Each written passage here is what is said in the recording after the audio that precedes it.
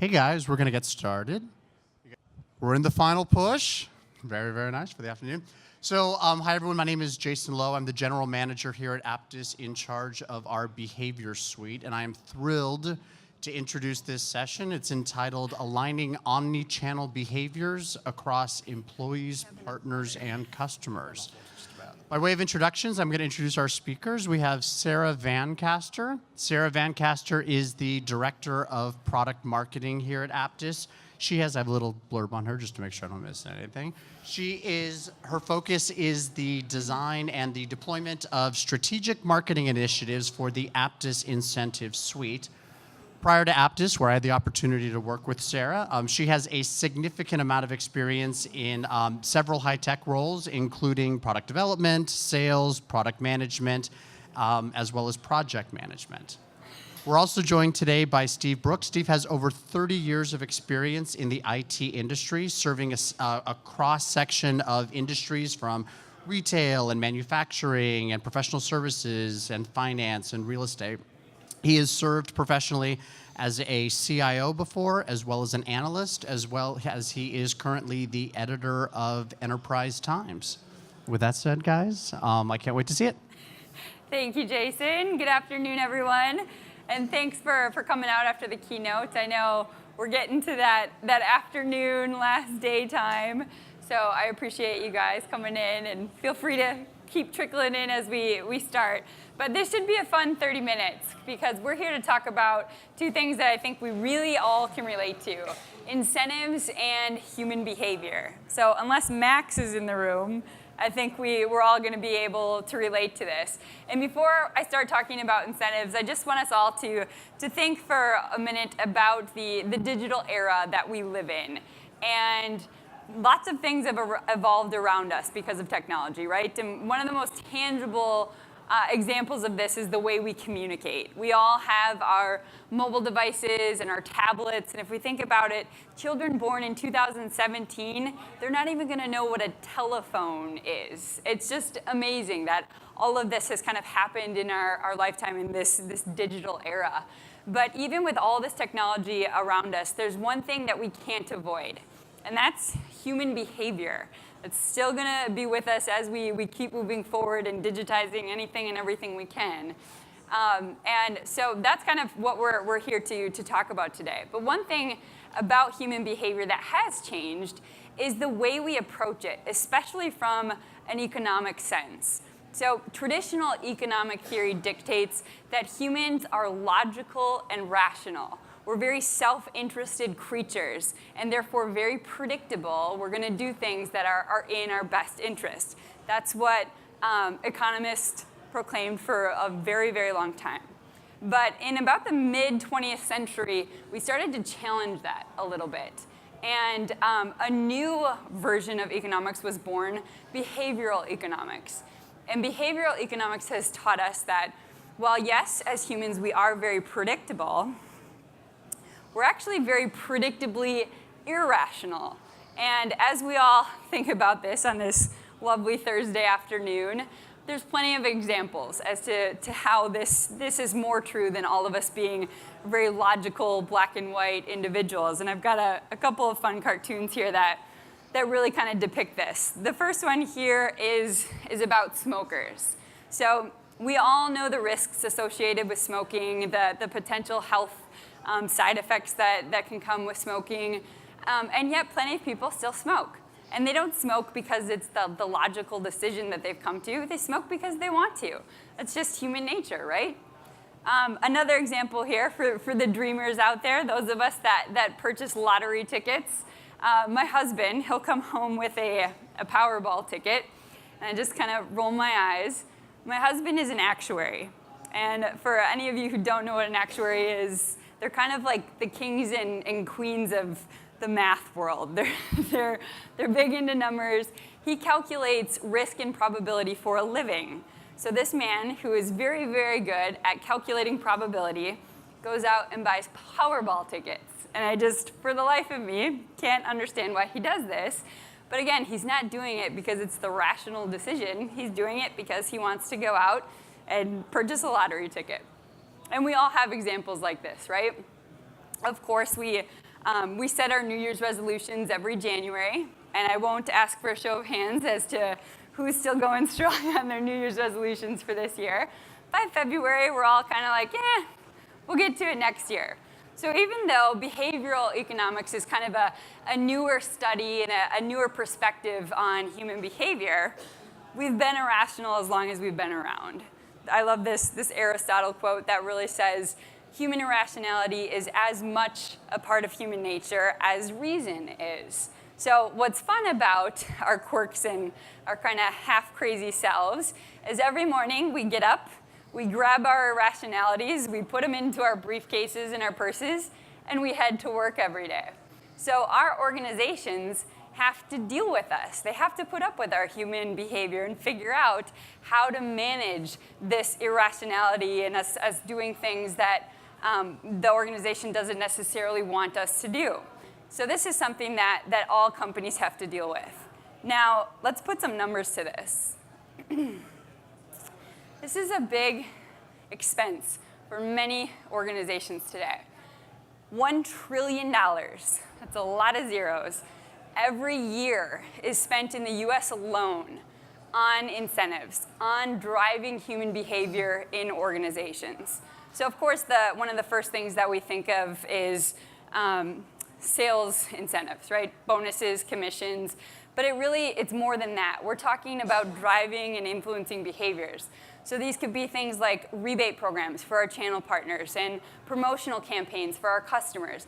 All these things that we're doing to drive the behaviors we're looking for. Now to put this number in perspective, this is 4 times the amount we spend on advertising in this country every year. So think about the Super Bowl ads, think about all the advertising that is dedicated to go out and suck us in as consumers. We're spending 4 times that amount on incentives. So universally, this is a large expense for organizations and something that they need to be making sure they're managing efficiently, right? Well, it's not so easy when we kind of start to peel back the onion. When we talk to customers about incentive programs, again, top of mind, we've got bonuses, we've got commissions, but let's talk a little bit more about all the different behaviors you're trying to drive. Maybe the marketing team puts together and organizes promotional campaigns for customers. Those are certainly incentives that you're putting together. And then, of course, we have our sales compensation, so our bonuses and commissions. But for larger enterprises, the sales organization is often a very large group of people, and multiple groups of people.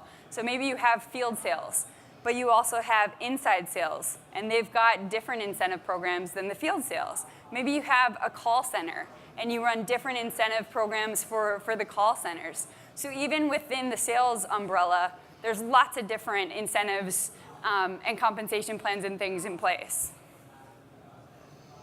Sorry, I keep accidentally hitting the laser. If I hit anyone, I apologize. Partner rebate programs.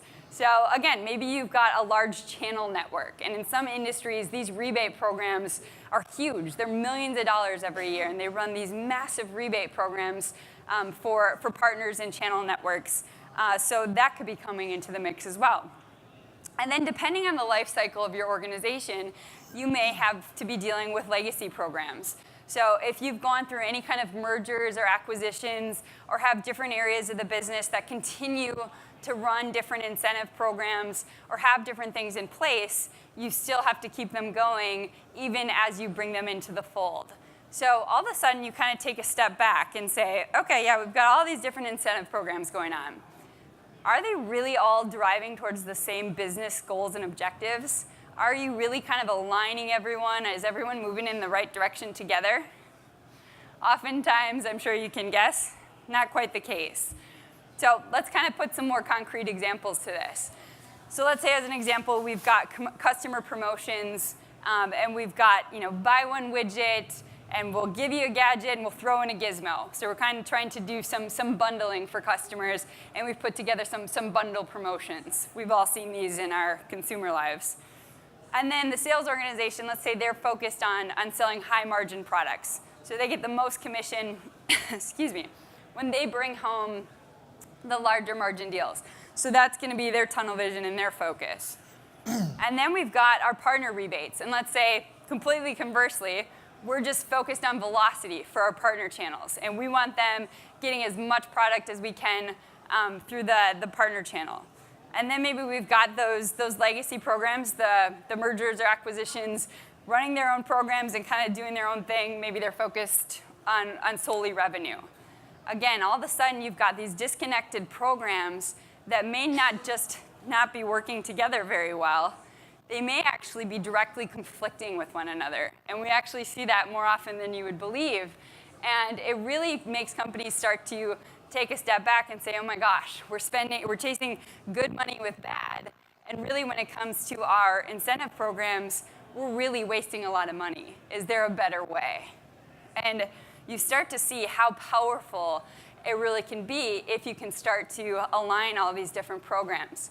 And we like to think of it as really becoming the conductor of a well-tuned symphony. So instead of having the brass section playing Beethoven and the strings playing Metallica, you bring everyone together and you really get them to start working in concert. And all of a sudden, you've got these promotional campaigns, these rebate programs, these sales incentives that are all designed to drive towards the business's real goals and objectives. And that can really be powerful, especially when we think about the large expense that is incentives. So that's really the approach we take on incentives here at Apttus. And we have this incentives portfolio at Apttus. Get excited. It's one of our newest product offerings here at Apttus. And it's comprised of 3 different products. We have incentive compensation, which that really does a lot of the sales incentives. So the bonuses, commissions, but it does a lot more than that too. We do non-cash rewards, we do spiff programs, and kind of lots of different things that come into the mix when we think of sales incentives. And it's also a full-blown incentive compensation solution. So that includes things like territory management and quota management and things along those lines. We also have rebate management. So those big rebate programs that are for our channel partners and customers, we've got the rebate management program that does that. And then lastly, we have the promotion solution. And this helps us really execute the promotional campaigns that your organization may be running. And the promotion solution is a great tie-in for CPQ when you're building those quotes, having those promotions immediately available, as well as the e-commerce platform. So being able to have promotions right in your shopping cart as you're building a quote or a shopping cart purchase. So this is, at Apttus, what we see as when we think of incentives, is really kind of this holistic approach to driving human behavior through incentives. Now, yes, Apttus, we're kind of traditionally the CPQ and CLM shop. So this wasn't just naturally the next step, okay, we're going to move towards incentives. This is something that really came to us from our customers, from you guys. As we were talking with our customers and going through other product implementations, incentives is something that continued to come up. And even as Kirk mentioned in the keynote yesterday, you can have the best process automation solutions on the planet, brought to you by Apttus, but you still have that human behavior, that human element that you need to deal with. And that's what we were hearing from our customers. How do we solve that? How do we drive user adoption? How do we properly manage our incentives? And this is where we came and thought, this is something that we really can help our customers with. So this is what we've kind of brought in to manage that. Now, I don't want you to just take my word for how important incentives are to organizations. We've got Steve Brooks here to talk about his perspective as a former CIO and what he sees as some of the major value adds for managing incentives in this fashion. Thank you, Sarah. In the beginning, there was Excel, and Excel was good. We all used Excel to manage our promotions, our rebates, our commissions. The problem with that is we ended up adding tabs. We ended up adding spreadsheets. And it got more complex, harder to manage. And then we did acquisitions. We brought in spreadsheets from other organizations. And we had to integrate, link them together, and then the links broke, so we had to maintain them. drive reporting out of them, administer them. And that took time both within the IT organisation, within the sales organisation. So whilst we love using Excel, it didn't have to take up a lot of our time, to be honest, and it still doesn't today. But we like simplicity as well. And Dijkstra once said, simplicity is the requisite for reliability. The problem with that is although it may be reliable, is it really, and it may be simple, is it actually continuing to add business value? And that's the really key thing at this point. You need to make sure that whatever you replace it with, you're still driving forward business value. If you're doing that, then what you're doing is cutting down the amount of administration, the report writing, etc. And that frees up your time to spend more time on things like innovation, creativity. And that's what humans are better at doing. That's what we should be doing. We shouldn't be doing the mundane work that we have been doing over the last 10 years. Innovation, though, comes with risk. And that risk can be legal. It could be cultural. The legal risks in terms of promotions are things like, in Germany, you can't offer premiums. Those problems aren't just in Europe, and there are obviously issues in Europe at the moment with things like Brexit. In the US, things like sweepstakes. There are legal differences between different states in the US on how sweepstakes are run. That becomes a bigger problem when you're talking about Islamic countries. In some Islamic countries, sweepstakes are illegal. It's gambling, and you can't do gambling in a lot of Islamic countries. That's a bigger culture issue in some of those. In Malaysia, for example, if you start running a sweepstake, the cultural bias against gambling means that actually you damage your brand reputation. So you need to be very careful. Having everything centralised can give you that oversight that your legal departments will value. If you don't have that oversight, you don't know what the different countries are doing and what you're rolling out in different countries. And actually, are you meeting the current legislation? Things like the bribery law in the UK and the equivalent in the US, you have to be careful sometimes what you're actually offering because it can be seen as bribery under certain legislation. One of the things Voltaire said is common sense is not so common. Coming back to that irrationality of people, you might have these compliance things and you might have some oversight over stuff, but you can't also control human behaviour. In the UK, there was an incident where someone created a marketing campaign for Tesco's. It's quite simple. Buy some bananas for £1.17 and you got 25 loyalty points. Sounds simple. The problem with the end user, they like to gamify that kind of thing. So one guy realised that if he bought some bananas, and that's all he bought, he didn't buy the cross-sell stuff, which is what the marketing campaign was aimed to do, he can actually get back £1.25 on those 25 points. So what he did, he bought nearly a ton of bananas from a single store. He had to fill up his car twice with bananas. He gave those bananas away and he made a profit of £25. Might not be much, but actually that marketing campaign was a bit of a failure because the brand damage to Tesco's was actually quite big. It made the national press. It made a bit of a fool out of them. Okay, they didn't lose much money, and they did sell a lot of bananas, but it wasn't necessarily good. And I think history is littered with those. Some people might remember Hoover. They've still got grey hair like me, they probably do, where Hoover offered free flights as well. So there are things about that you need to be careful. That oversight gives people the ability to see all the promotions are being offered in a single place, both partner promotions and non-partner promotions. There's another risk within partner promotions you need to be careful of, and that's the communication of partner promotions. Again, another instance, a hardware manufacturer offered a second unit free when you bought the first. The problem was not all partners and not all salespeople within those partners were aware of that promotion. So when someone bought a server as it was, and they didn't get that second server, when they learned later that they should have got a second server, they complained. There was brand damage to the partner, and there was brand damage to the vendor because they didn't communicate effectively. So you need to make sure that you have that communication channel open across all your promotions and things like that. The last thing I want to cover on this kind of risk piece is really around security. That takes me into the next thing. Security in the cloud, as you heard yesterday in the keynote, is better than on-premise, and we fully believe that. but there is still a weakest link. And although it's not necessarily relevant to the topic here, we would always thoroughly recommend people use multi-factor authentication within your organizations. The technology is improving. You saw Max can authenticate people now as well. And that will help going forward, but you've got to make sure that your end user's authenticated, especially if you're bringing partners into your different systems. The other thing about cloud is obviously scalability. As you've seen, Aptus have improved their scalability by moving into the Azure cloud.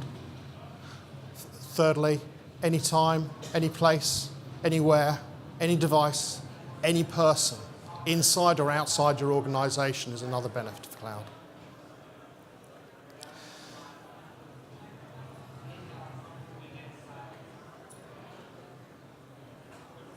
What cloud also gives you the ability is to cut out some of that extra administration across, which I've already mentioned before. What it then means, you can then spend more time in innovating.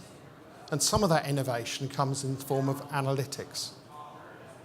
So if you have real-time analytics available to you when you're doing your marketing promotions, and you can do A/B testing, you can work out where you want to invest in your promotions or where you want to cut promotions a lot quicker, and you can avoid losing the money that you might have done on the failing promotion.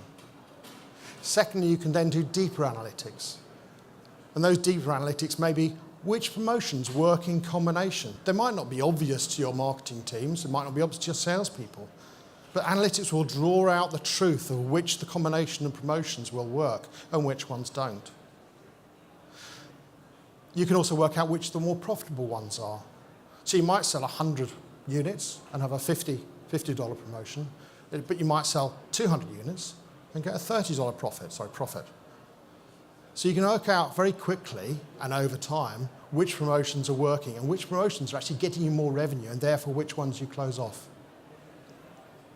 The last thing about finding out which promotions work better is when you're looking at how promotions are working within partner systems, partners, you can find out which partners have done better on which promotion.